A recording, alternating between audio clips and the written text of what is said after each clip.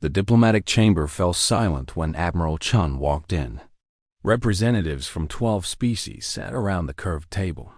Their eyes followed her every step. She was short by galactic standards. Her skin was soft. Her bones were fragile. To them, she looked like prey. Ambassador Vroth of the Hegemony leaned back in his seat. His massive frame towered over the humans. His scales shimmered under the light. He had conquered 40 star systems. He had burned entire civilizations to ash. And now, these humans wanted to negotiate trade rights in the Outer Rim. He found it amusing. "You bring weapons to a diplomatic meeting," Vroth said. His voice rumbled like distant thunder. He pointed one clawed finger at the sidearm on Admiral Chun's hip.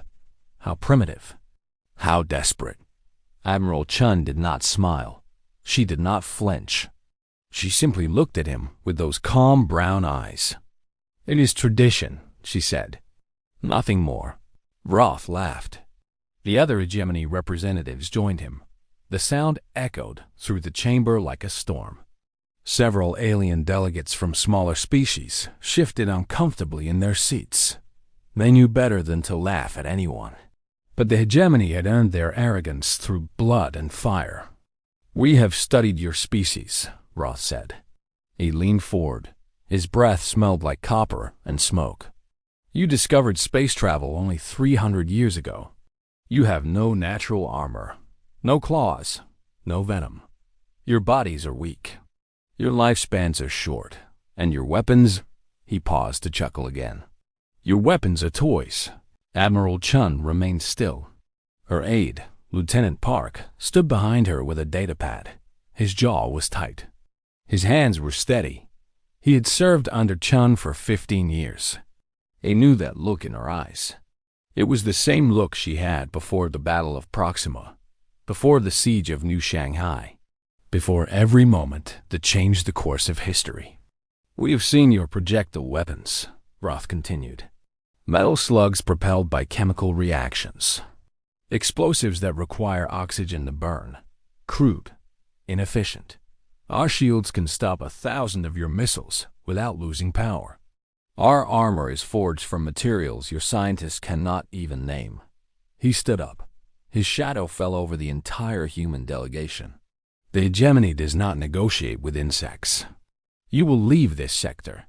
You will return to your tiny corner of the galaxy. And you will pray that we never decide to visit your worlds." The chamber waited. Every species held their breath. This was the moment when most civilizations would bow, when they would accept their place in the hierarchy, when they would submit to the Hegemony like so many others before them. Admiral Chun reached for her datapad. She placed it on the table. A holographic display flickered to life. 3 days ago," she said, "your 7th Fleet entered the Kepler system. It was a show of force. You wanted to intimidate us. You wanted to remind us of our place." Roth's eyes narrowed. "How do you know about the 7th Fleet?" "Because we destroyed it." The words hung in the air. Nobody moved. Nobody spoke. Roth's scales shifted from green to dark purple. It was a sign of rage among his species. "Impossible," he growled. "The 7th Fleet had 200 warships, dreadnoughts, carriers, battle cruisers. Your entire navy could not scratch one of our destroyers." Admiral Chun tapped the datapad. The hologram changed. It showed a star system. Blue dots represented Hegemony ships. They moved in perfect formation. They were arrogant. They were confident. They had never known defeat. Then the red dots appeared. They came from nowhere. From the dark spaces between planets. From behind asteroids and moons. 40 human ships against 200 Hegemony vessels. The numbers should have made the outcome obvious. The hologram showed what happened next. The first wave of human missiles was indeed stopped by Hegemony shields. Roth smiled when he saw this. His smile died when he saw what followed. The missiles did not carry explosives. They carried something else, something the Hegemony had never encountered. The warheads opened and released clouds of microscopic machines, nanobots, billions of them. They passed through the shields like water through a net. Shields were designed to stop energy and matter. They were not designed to stop something that was both and neither. The nanobots reached the Hegemony halls. They began to eat. Within minutes, the first dreadnought lost structural integrity. Its hull dissolved like sugar in rain. Atmosphere vented into space. Crew members died before they could even scream. The ship broke apart in silence. The hologram showed more ships suffering the same fate. The Hegemony commanders tried to retreat. They tried to flee. But the human ships were faster than they expected. Human engines burned hotter. Human pilots flew harder. They had spent 300 years surviving in a hostile universe. They had learned to be quick. They had learned to be ruthless. And then came the second wave. These were not missiles. These were kinetic rounds. Simple metal slugs accelerated to a fraction of light speed. No explosives. No fancy technology. Just mass and velocity. The Hegemony had dismissed such weapons as primitive. They had not understood the simple truth of physics. At sufficient speed, anything becomes a weapon of mass destruction. The first kinetic round hit a carrier. It punched through the armor like a needle through paper. It continued through the ship and exited the other side. The carrier was left with a hole the size of a building. Everything in the projectile's path was vaporized instantly. More rounds followed. Each one was a death sentence. Shields meant nothing against them. The shields could stop energy weapons. They could stop plasma. They could even stop nuclear detonations. But they could not stop a piece of metal moving at 200 kilometers per second. The Hegemony fleet died in 12 minutes. 200 ships. 50,000 crew members. The pride of the Hegemony war machine. Reduced to debris and dust floating in the void. The hologram faded. Admiral Chun looked at Vroth. Her expression had not changed. "You called our weapons toys," she said. "You called us primitive. You laughed at our chemical explosives and metal slugs." She paused. The Imperial fleet did not laugh. They did not underestimate us. They learned. They adapted.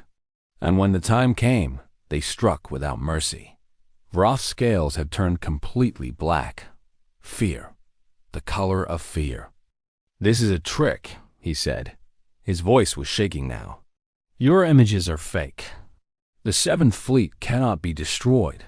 Lieutenant Park stepped forward. He placed another datapad on the table. "These are the identification codes of every ship in the Seventh Fleet. These are the final communications from their commanders. These are the distress signals that went unanswered." He looked at Vroth. "Your fleet is gone, Ambassador.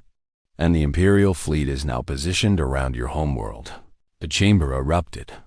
Representatives from a dozen species began talking at once. Some were terrified. Some were amazed. Some were calculating what this meant for the balance of power in the galaxy. The Hegemony had ruled through fear for 10,000 years. They had crushed everyone who challenged them. They had made examples of entire civilizations. And now, a species they had dismissed as insects had done what no one else could do. They had made the Hegemony bleed. Vroth slammed his fist on the table. The sound silenced the room. "This is war," he declared. "The Hegemony will not forgive this insult. We will come for your worlds. We will burn your cities. We will enslave your children. You have made the greatest mistake in the history of your pathetic species." Admiral Chun stood up. She was small. She was fragile. She was human. And she was not afraid. "Your total military consists of approximately 8,000 warships," she said. "We know the location of every single one.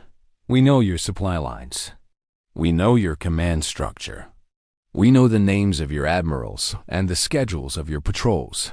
She walked around the table. Her footsteps were soft. Her voice was calm.